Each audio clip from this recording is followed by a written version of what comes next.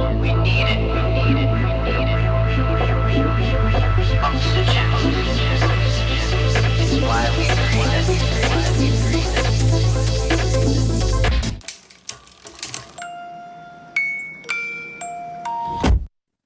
Don't forget to follow Grit Daily News as well as me, your host, Loralyn Mears, everywhere on social media. And how about throwing 4 or 5 stars our way if you're listening to Apple or Spotify? Subscribe to our show. Hey everyone, welcome back to the Grit Daily Like a Boss podcast, soon to be rebranded as The Grit Files, Startup Stories. But we don't just cover stories about startups. We cover stories about inspirational people that have overcome obstacles, people that have found innovative ways of doing something and changing the game. Well, the latter category is where our guest today fits in. Her name is Claire Gunter, and she is the Latin America Sales Development Global Manager for eBanX. And she's going to tell us a little bit about them in just a moment. She had a long history at ZenDesk, where she helped them grow into Latin America. So that in itself is already some interesting stories. Where her focus is in and around how do you connect with people? And you connect through people through understanding their culture, trying to meet them where they are. And that means learning languages.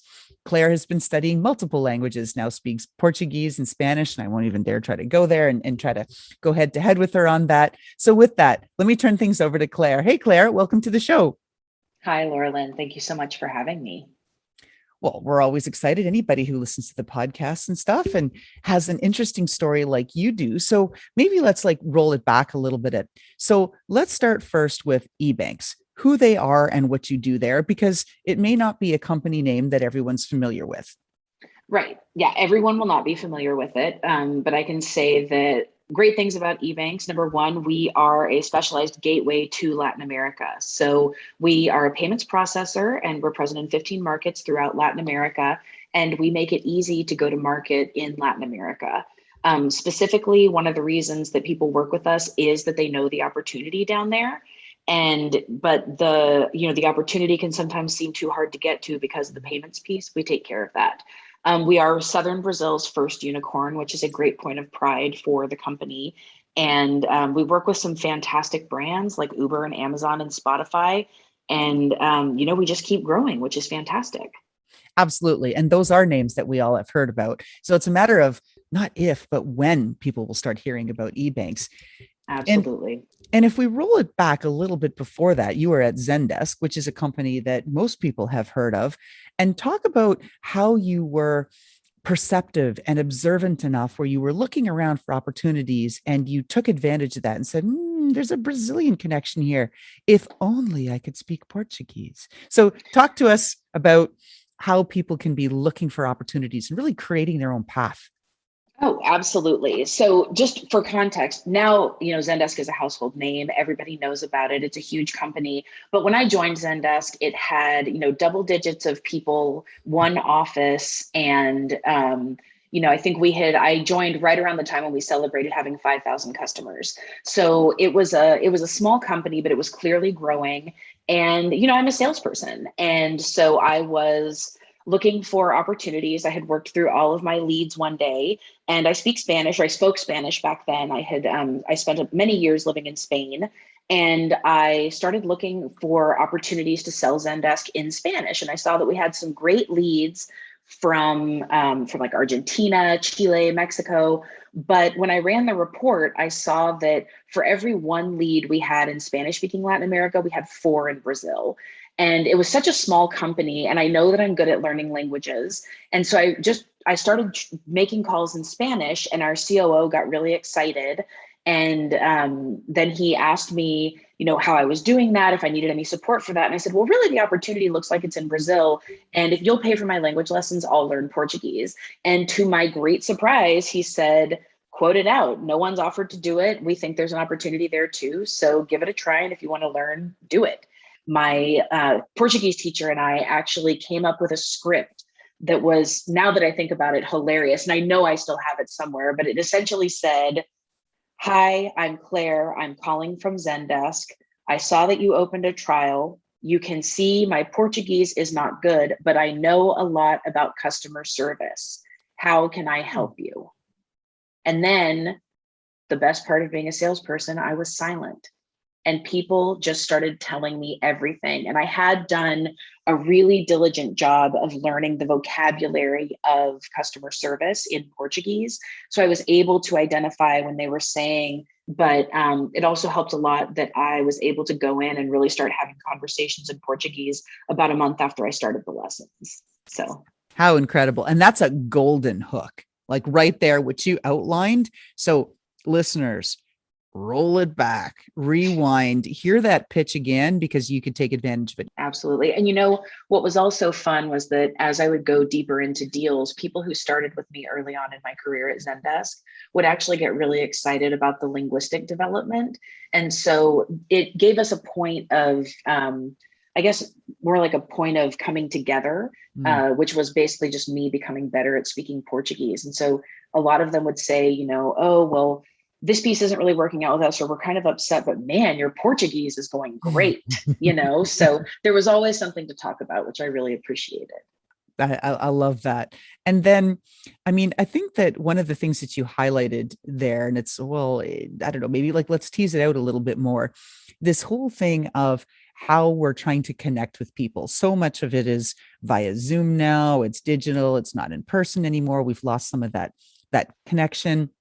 And so building the rapport and reaching out, besides having a really good hook and opening line, can you talk to us about that and how you've learned and to adapt and how to tie in and recognize different cultures, different, differences and diversity on all kinds of levels, and give us a little bit of your insight about sort of best practices and tips you've gained from that? Yeah. Absolutely. So I've been lucky to live in a lot of different places around the world. I spent a lot of time in Spain, some time in Morocco. I've gotten to live in Brazil, and I've visited a lot of different places. I'm married to an Australian, so my slant is quite international. But one thing that is common everywhere, and it's really my mantra, is assume positive intent.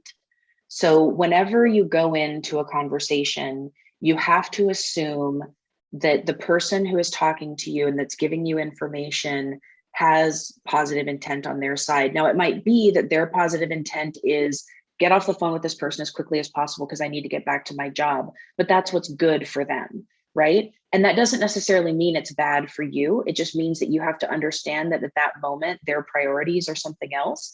And so instead of saying like, oh, they're not interested, or oh, that person was really rude, you can say that person must have had a lot going on. Maybe there's a better approach that I can take. And, clearly this person is going through something. It can be something good, it can be something bad, but either way, you don't have the same context and you're never going to have the same context. So assuming that everybody's coming into an interaction with positive intent is a great way to level the playing field and open up the opportunity for conversation and meeting on some kind of common ground. And talk to us a little bit about straddling that line.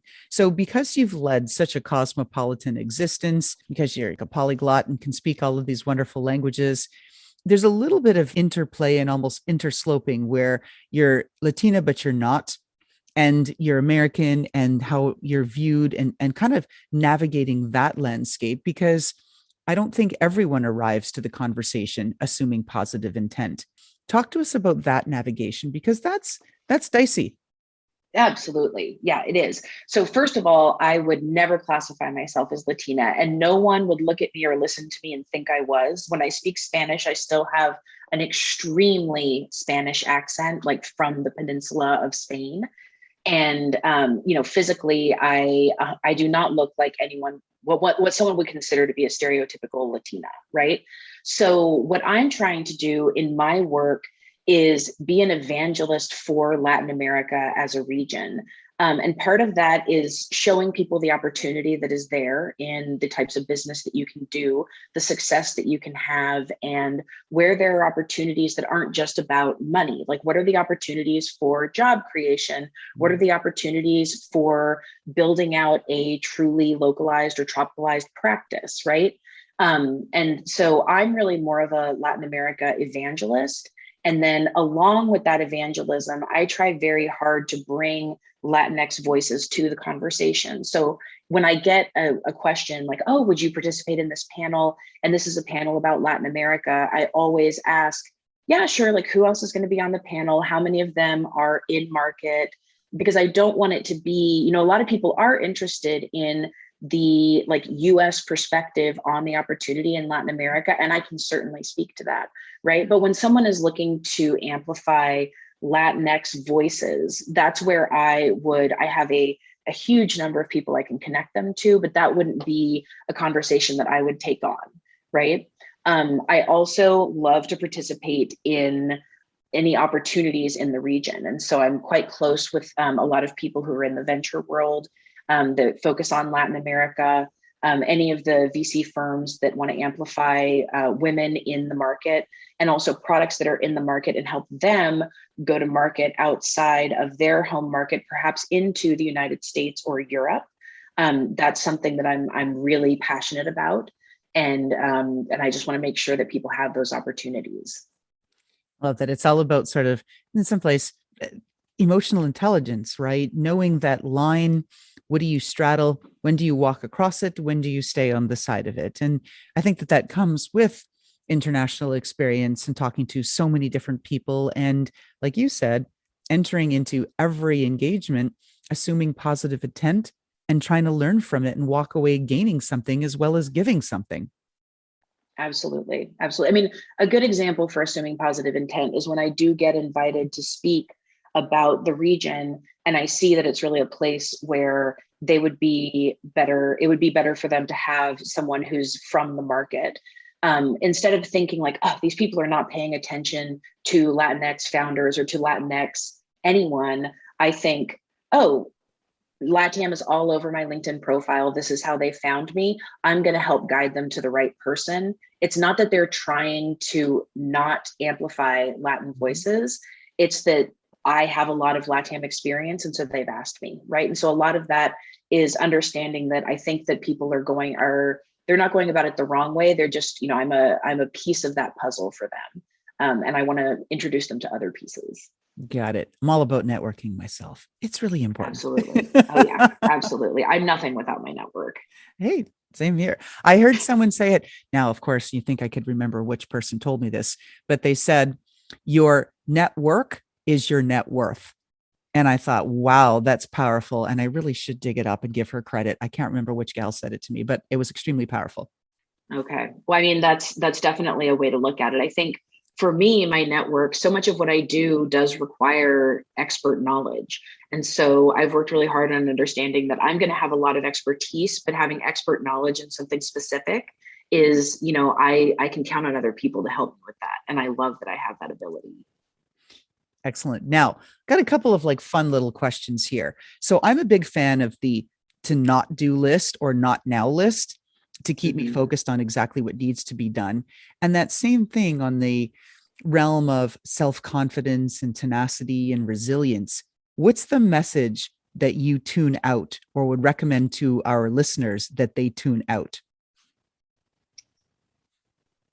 That is such an interesting question because I feel like I have so many things every day that I have to tune out. And I'm trying to think of which one I prioritize. I mean, I will tune out anything that is trying to shut me down, right? And that can be anything from negative self-talk to worrying about an interaction that I had the day before.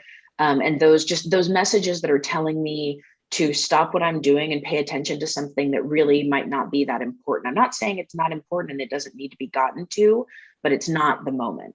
And so I used to think back when I was unable to delegate that everything was for me and therefore I had to do everything.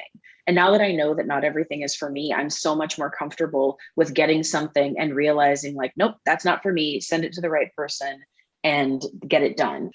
And that can help with the not to do list immensely. I love it. Now, this may be a direct segue, but you might have a different answer. I love this question. I'm going to give you an undo button. Here you go. You get to undo and change one thing in your life. What do you undo? Wow. Is there anything that I would undo? You know what? I would not have dislocated my knee when I was 16. I would not have, I ran out of the house and I slipped on a frozen puddle and I dislocated my knee, and it really set me back. And it was such a silly thing. It was such a silly thing that happened. But it set me back. It made it really difficult for me to go to school, and your leg is in a cast. It is very difficult to be the person that you want to be. And 16 is when you're really trying to become that person. All right. Another hardball question. So if people want to dial in and figure out, okay, who's Claire Gunter? Give us the headline. What is your headline? So my headline personally is Ask Me Anything. I am very open to speak about anything. And I think that I could say to people, ask me anything about Latin America, ask me anything about traveling through Spain. There's all these areas of expertise, but I'm much more interested in people asking me what they genuinely want to know. And I love engaging in conversations like that. So I would focus on having a headline like Ask Me Anything, where people decide where the conversation goes, because I'm incredibly adaptable and I can do that. And that's a skill, right? Like I don't just stay within my area of expertise. I'm pretty comfortable being uncomfortable. So I'm just interested in hearing and understanding what people are interested in. And that's why I figured I had some latitude here, because you seemed really comfortable as a guest. I'm like, all right, let's go for it, right? Like, let's just dive right in. Absolutely. Since this is the Grit Files, or name TBD, but it's all about that gritty and underside. When we look at social media, we look at how we show up. It's a curated micro slice of our lives, right? And like, here's me looking perfect with perfect makeup and the perfect lighting. Absolutely fabulous photo. It's not the morning that we woke up where we were crying because this happened, that happened. We don't share that part generally. But what I'm asking, to whatever extent you're comfortable sharing, what in life has thrown you for a loop, and how did you overcome it? So, I mean, there's lots of loops, right, in this world. On a personal level, having children really did throw me for a loop. And I think that I got a little obsessed with the conversation of like, can we have it all? What is all? And the man versus woman situation and all of that. It threw me for a loop how much all of that just became noise once I had kids. And I realized that like, oh, I'm glad I read about this stuff, but I am just in it right now. And this is the Thunderdome. And it is still Thunderdome. It's almost 8 years later since I had my first child. And I mean, there's just like times that I have to completely go, not just offline for work, but offline for everything. No text messages, no nothing, pretty much 3 hours a day. And that's just because, those 3 hours are the Thunderdome. And that's not necessarily a bad thing. Like Thunderdome might just be that I'm reading to them, right? But it's really the time when it's 100% for them. And that's a hard thing to work on. Another thing that threw me for a loop was, I was diagnosed as neurodivergent. And that means that there's neurotypical and there's neurodivergent. And I actually like to define neurotypical, which basically means that you are not displaying any autistic or other neurologically atypical patterns of thought or behavior. And actually a sentence that people say is, neurotypical individuals often assume that their experience in the world is either the one and only or the only correct one, right? And that actually brought a lot of clarity to me, because I always wondered, like, why is my experience feeling so different from everybody else's? I must just be really weird. And then it turns out that I just see the world and experience the world in a very different way. Finding that out was exciting. And it gave me a lot of answers, but it also led to a lot of questions. But it also put me on the right path, and it really did help me with assuming positive intent, because a lot of times now I can say, like, oh, this person might be saying something completely different and I actually do not understand it. But I'm going to assume that they're being positive and we're going to figure this out together. So I became a lot more collaborative. Oh, that's great. It's all about learning, being open to it, which you're exposed to, and hearing. I know like the world has a fascination with labels and this and that kind of thing, but it's all about, I think, what you're feeling, what you're open to, and, open to receive. Right. I think it starts there. Yeah. No, I think there's a lot of things like you can look back and I can say, okay, there's a lot of things that don't make sense, but it's also, I was able to make phone calls in Portuguese after studying twice a week for 4 weeks. So, there's certain pieces to it that also have a great benefit. Yeah, it's like, so there. Yeah. I see your neurotypical, behaviors, Yeah. and I raise you with my neurodivergent ones because I can learn a language in 4 weeks. See ya, Yeah. right? Yeah. I mean, it's like everything has its challenges and its wins. And so understanding and also, but not chalking those challenges and wins up to a condition. Like I did that, like I'm the one who took the initiative in the first place. Like I wouldn't have gotten that opportunity if I hadn't pursued it. And but I might not have pursued it if I had understood social cues in the same way that everybody else does. So like, I don't know how many people just walk up to a COO and say, well, I'll learn Portuguese if you pay me for it. Like that's actually, when I think about that interaction, that's possibly one of the most neurodiverse interactions of my career. So there you go. And look what it did. It opened up all kinds of new doors, right? So why not? Yeah, let's do it. Absolutely. So last question. We're peeking into your closet and you're going to describe a pair of shoes, boots, whatever, sandals that typifies your personality, personifies you. Tell us what that pair of shoes or boots, whatever, looks like and why. So Loralyn, shoes are a hot button issue for me. I have been a woman's size 11 or 12 since I was 15. So I always had trouble finding shoes and often had to buy shoes in the men's department, which I found really demoralizing as a teen.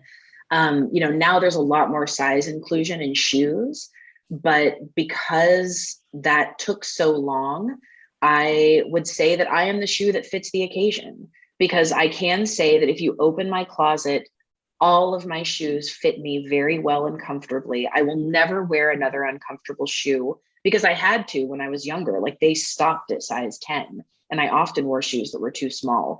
And so now all of my shoes fit. I have shoes for every occasion. I have options, which I love. And that's my personality, is the shoe that fits for the right occasion. Fantastic. I love that. And I'm a gal too, who's got the larger foot size and struggled as a teen, but now at least you can find things and, that it's makes fantastic. It so much easier. Yeah. We're kindreds. Yeah.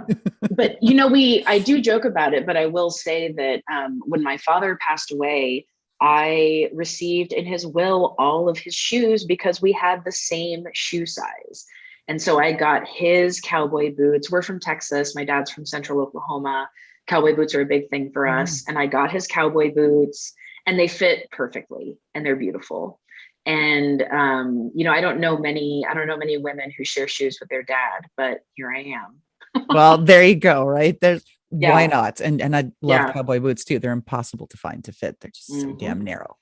So with that, the Ask Me Anything, Claire Gunter, who is an open book and has all kinds of a shoe that fits everything. I thank you so much for being on the show today.